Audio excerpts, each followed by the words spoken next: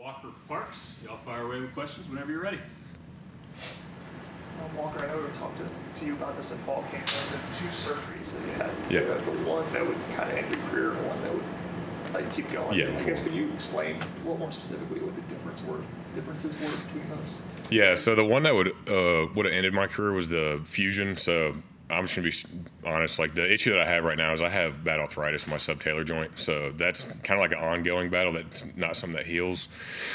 So the way to mitigate that pain would be to fuse the joint. And obviously, if you put screws to the ankle, like I'll still have the range of motion up and down, but no side to side. So impossible to play football on that. I mean, he said it could be done. I think there's a couple guys in the league that have it. I don't think there's anybody in college football that has it, but very serious surgery. Not something that I was willing to have done and then try to play again, just being honest. If there's another route that I could take and put that as like last case scenario.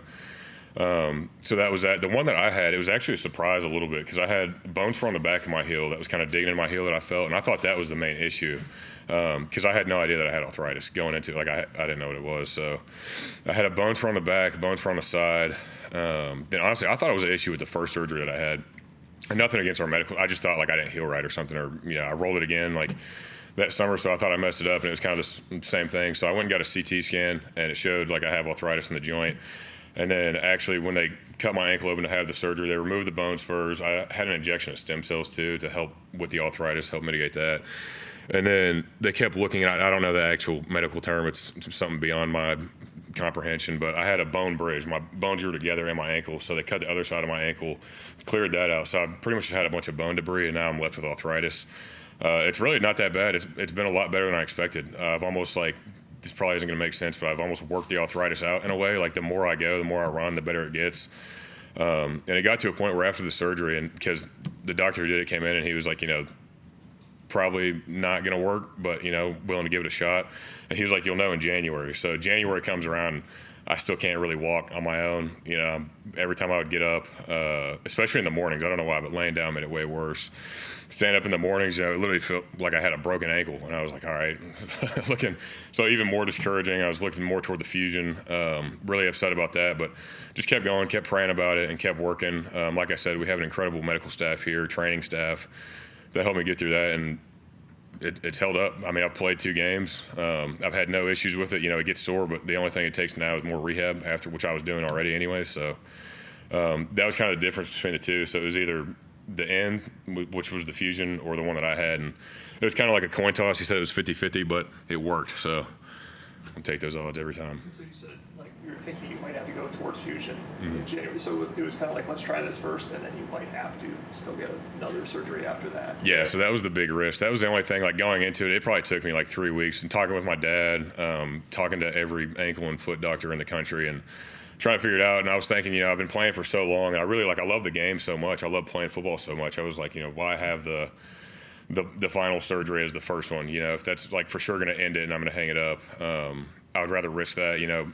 Looking at that, what does that mean? That means like I was on a knee scooter for 3 weeks, which was horrible, which I'm being dramatic. It's not that bad, but hard to move around on that thing. Wrecked it a couple times. And then, so if that one didn't work, then have the fusion, and I'm back on it for like another 6 weeks. And so stuff like that. So risk having 2 surgeries, but at the end, it's worth it to me. I love football enough where that's really not that big a deal. So I was willing to take those chances, and I'm glad I did because I made a full recovery and I'm back playing now. So very happy I made that decision. Any type of special brace now on the ankle? Nothing. And that's what I started off. So if you look back on the film last season, I was wearing this thing called a Takeo brace.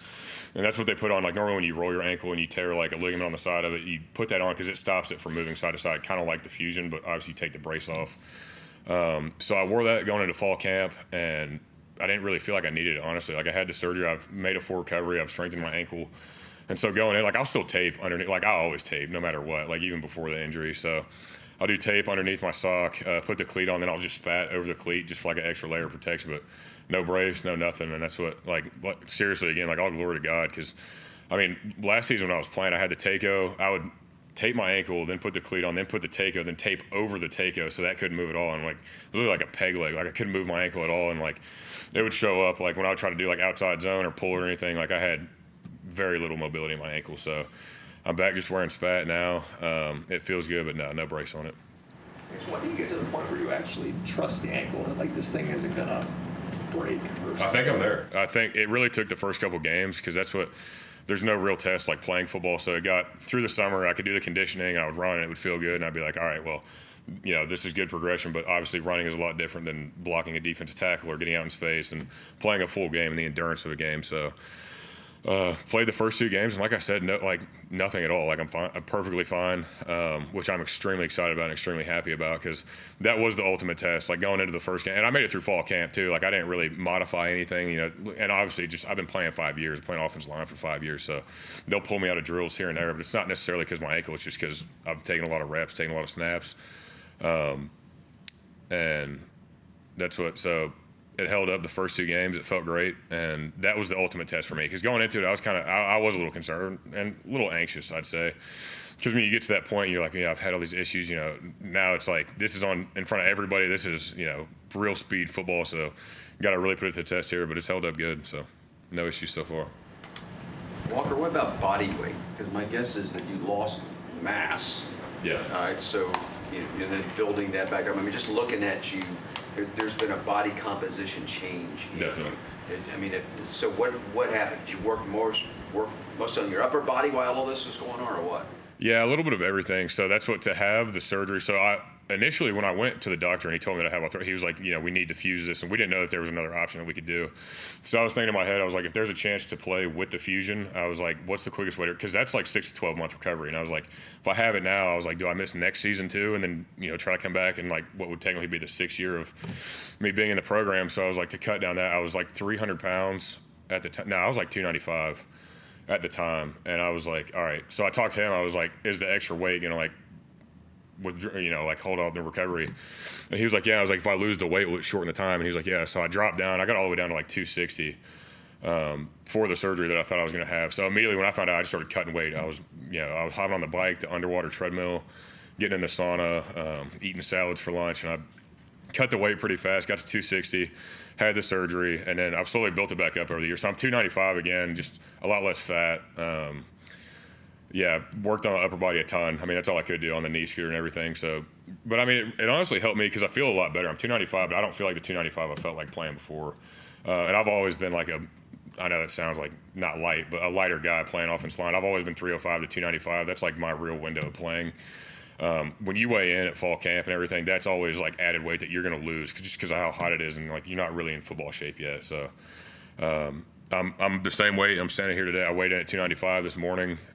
Lower body fat, so better composition. I've been able to work on that, so that was really beneficial for me, and better eating habits as well. So I mean, the whole process, really, the injury, it was very beneficial for me. Like I fixed a lot of stuff that I needed to work on. Like I've become way more professional in my career, taking care of myself, rehabilitation wise, nutrition wise. Even in the weight room, like instead of, I'll break it up now, and my coaches have been able to work with me. And I'll go like Monday I'll do upper body instead of like, because we only do 2 days a week in the season. So Monday I'll do upper, Tuesday lower, Wednesday upper, Thursday lower, and like spread it out and really get more work out of it. So the whole injury, it's really benefited me, honestly, more than it has negatively affected me. And obviously it was very difficult, but like you said, I've been able to work out and really change my habits. So it's been good for me so far.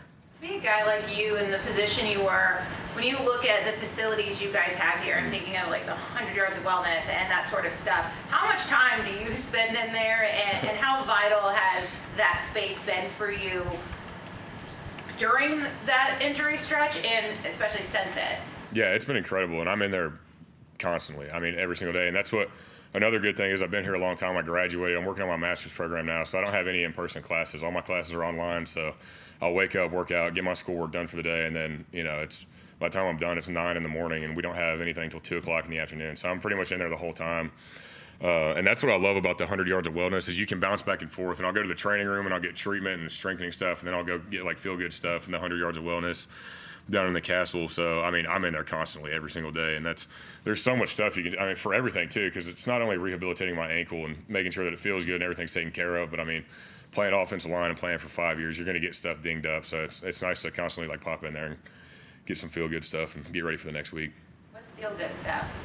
I like the cryo chamber a lot. You hop in, you put on like the long socks and gloves and everything. You get in there, and I think normally it's like -85 or something, or it's freezing. It's pretty cold in there. So doing that stuff, you can do hyperbaric chamber, which like flood your body with oxygen, red light therapy, which helps reduce inflammation. There's all kinds of stuff in there. You talk about being a lighter offensive lineman. Did that make it that much more offensive when EA Sports did what they did with the demo and you were that wide? Honestly, yeah, a little bit, but I wasn't actually a fan. I thought it was hilarious, because everybody started texting me and they were like, "Hey, you made it in the cover of the video game that came out. The trailer just released. Like, my parents were texting me like, we're so proud of you." And I went and watched it, and I was like, "What?" And I was like, "That's a little bit off." But I thought it was hilarious, and obviously the publicity that came from it was really funny. Got a lot of funny DMs, and people texted me. People were DMing me, calling me fat, and then other people were DMing me like, "Take this down, you're going to get the game canceled." So some people were upset, but I thought it was funny overall. I think you suffered your season-ending injury at Memorial Stadium last year. I guess how cool is it to be back in Memorial Stadium this past weekend and helping the guys get to the victory? Yeah, it's incredible. So funny enough, this was the week last year that I called it, and it was after the second game. Like I said, we were out at practice, whatever. We were doing screen drill, and I peeled out on screen, and it just buckled, and I fell down.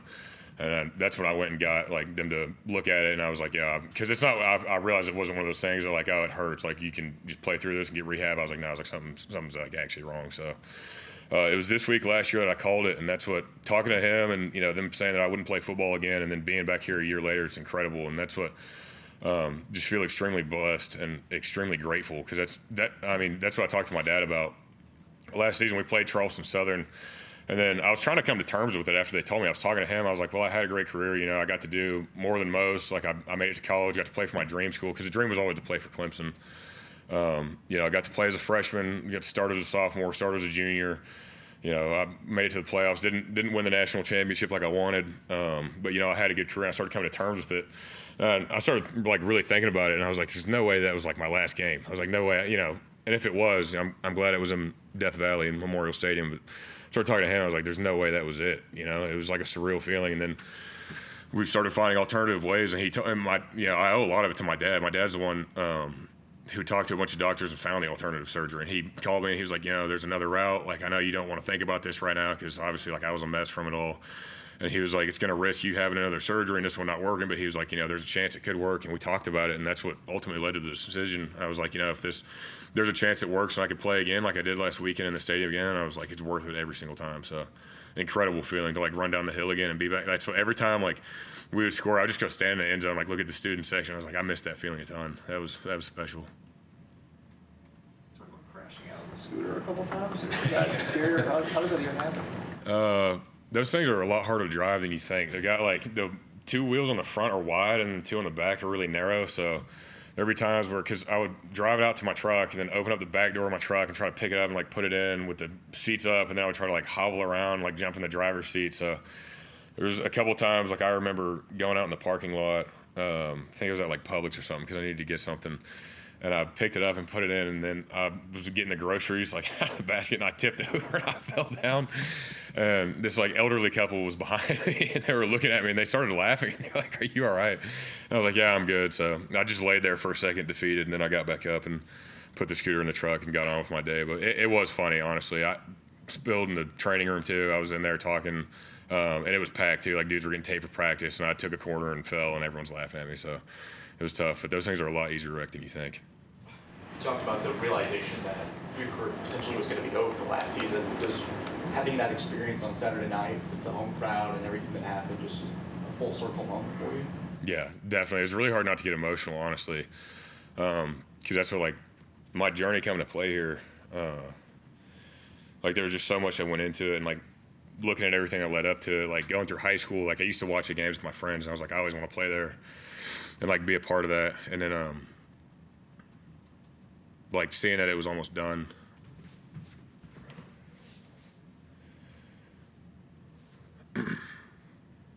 Sorry, I'm good. Seeing like that it was done, just like before, like the way that I wanted it to end, because I didn't really get to finish the way I wanted to, and that's what, obviously like football is a very physical game, and like you never really get to decide when it's over with. Like it'd be over any day, but realizing like how important it is and how fun it is, because I think oftentimes like if there's any other like college athletes watching this right now, like how quick it can be taken from you, and like what I didn't understand is like how much I relied on the structure of everything, not just like playing football, because like people see like Saturday we just run around and like, oh, everyone's like intense, super energy, but like everything that goes into it, like the off-season training, hanging out with your guys, like, you know, I'm roommates with my teammates, we hang out all the time, and just everything that goes into it. Like I love football. I love Clemson. Like I would play here for 20 years if they would let me. Obviously my body does not have 20 years of college football in it. I don't think anybody does. But I mean, if there was no eligibility, I would stay here forever. And that's what, I mean, it's impossible to describe, like the feeling of being able to do all that stuff and the privilege that it is. Because I think oftentimes, like, that's what Coach Luke talked about, and it's so true. Like, there's not a lot of people that want to strap it up on a Tuesday and put full pads on after playing a game and then go out there and practice for 20 periods and then do conditioning and then wake up and do it again the next day and then go play another game and then do it the next week and the next week and the next week and continuing on. And I think, like, before the injury and understanding how special, and don't get me wrong, like, I never took it for granted. I always loved it, but I didn't, like, truly understand how important it is, how much of a privilege it is. And even just to run out there and play with your friends, you know, like standing on the sidelines all last year, being hurt, you know, because in my head the whole time I had the surgery, I got back on the sidelines after a couple of weeks and, you know, was still hurting really bad. I was like, all right, I don't know if that one worked. Like, if I have the other one, that'll take another year. Then I can maybe come back after that, work my way into it. So just the fact of, like, being able to work through it and get through it over the past year and go through camp and then play the first 2 games and, you know, pray that I stay healthy and, you know, work to stay healthy and play the rest of the season. It's incredible. Absolutely full circle, because where I was at a year ago couldn't be farther from where I'm at today. You know, I'm very blessed and very thankful for that. Having the love for the game is coaching something you've thought about in the future. Yeah, absolutely. Definitely. You know, I don't know what level I would start at or where I'd go, but yeah, I'd definitely coach. And that's what, I don't know if I'll do it immediately. I don't know what opportunity would arise, but there's no way that I could go, like, say I play this year and then I'm just done playing. Like, there's no way I could go the rest of my life without football, just watching it on the TV. And that's what, especially when I have kids one day, if I have a son, like, I'll absolutely be coaching football. If he wants to play and that's what he wants to do, then yeah, 100%. I know you were talking about on the podcast, you guys have like a biker gang, so are you still driving around with that thing? No, I'm not. Don't worry, no motorcycle. I mean, I still have it. It's in the garage, but that thing has been inactive for probably about a year now. And that's what, it's fun. Like, it's a good hobby and everything. I love riding it around, but obviously more important things, and you don't want to be riding around with a bad ankle on your shifting foot when riding a motorcycle. So no, that's been inactive. Probably be going on Facebook Marketplace soon. How much fun was it to watch this film with your teammates? It was a lot of fun. It was cool, but it was good stuff. It was really promising. And the thing is, like, I've never had a doubt in this team, and, like, that's what it's going to sound insane. I don't mean this in any disrespectful way at all, because I have a lot of respect for them. They whooped us, but, like, I feel like we could have done that to Georgia as well. And I'm not saying hang 66-20 and do all that, but, like, the plays that we made, like, the plays were there, the opportunities were there. And I think it was really good for this team to see that we can do it, and now they have a vision for it, because we have a lot of young guys like Bryant Wesco, TJ Moore, like, they're freshmen that haven't played, and now they see that they can do it at this level, and they know that. But, you know, being 18 years old and going your first college game, it's difficult. It's a challenge. So I think we've got a ton of talent, and watching on film, and, you know, the big thing is that there's still stuff to correct. Like, we didn't play good enough where if that was a playoff opportunity and that was, you know, it came down to a couple plays, like, we would have lost that. We had a turnover, we had some penalties, we had some mistakes that can't happen. So really fun to watch it on film, but a lot of stuff to still work on. But it's really promising for week 2 of the season. Dabo was really praising Cade and his ability and some of the checks that he made and some of those different things. Was this the level you've seen at practice? Was this the Cade that you guys all know? Yeah, absolutely. I mean, I've never had any doubt in Cade either. You know, he's a natural baller. He has a lot of poise to him and a really good dude as well. Great athlete, and so, like, everything that he put on tape, I'm not surprised at all. And that's what I know. Some people were shocked and going back and forth, but no, there was no surprise to me at all. Coach Swinney said you guys having a lot of sack in the O-line having a lot of sack in the past 2 games, I guess. Mm-hmm. As you guys as a unit, how do you embrace that mentality and try to keep it forward after the open week? It's good. You know, that's obviously one of the goals that we have as a unit, but at the end of the day, that is our job. You know, it's an expectation. That's not something that we want to, you know, boast and be like, oh, we've given up no sacks, because, I mean, it's 2 games and we've got, you know, if we're lucky, 15 more, you know, and that's the goal, is to play 15 more. So that's being an offensive lineman, that's the expectation. You don't want any tackle for loss. You don't want your guy making the tackle at all to begin with. No sacks, no pressure. So really proud of the unit and the way that we work, and all the guys too. You know, we played 15 guys the other night, and everybody got in there and went to work and did their job. And so it is a really good stat. It sounds good on paper, but we got a lot more work to do. Take one more for Walker. Walker, while you've been going through all this, you've had a position coaching change. So what has Matt Luke's effect been on you? What's Matt Luke's effect been on the room? It's been good. He brings a lot of energy, a lot of enthusiasm. And he's, that's one guy that's going to bring the energy every single day, regardless if you're feeling it or not. Like what I talked about, how on Tuesday, it's easy to be like, oh, I don't want to do this. Just came off a physical game, and now I got to put the full pads on again and go do inside run and one-on-ones and all this stuff. It's easy to feel down about it, but there's no doubt that that's not an option when he's in the room. And I think that helps a lot. I think that helps the younger guys a lot too, because they see that energy from a coach, and then it's infectious. It infects the whole room, and really brings out the best in everybody. And it just brings out that mentality that it is like every single day does matter, and it's stacking up toward that day. You go out there on Tuesday with low energy, it's going to affect you on Saturday, and it's going to show up on the tape. So it's been really good. I love Coach Luke. He's a great man, great coach as well. So I'm honored to play for him. Thank you, Water. Thank you all.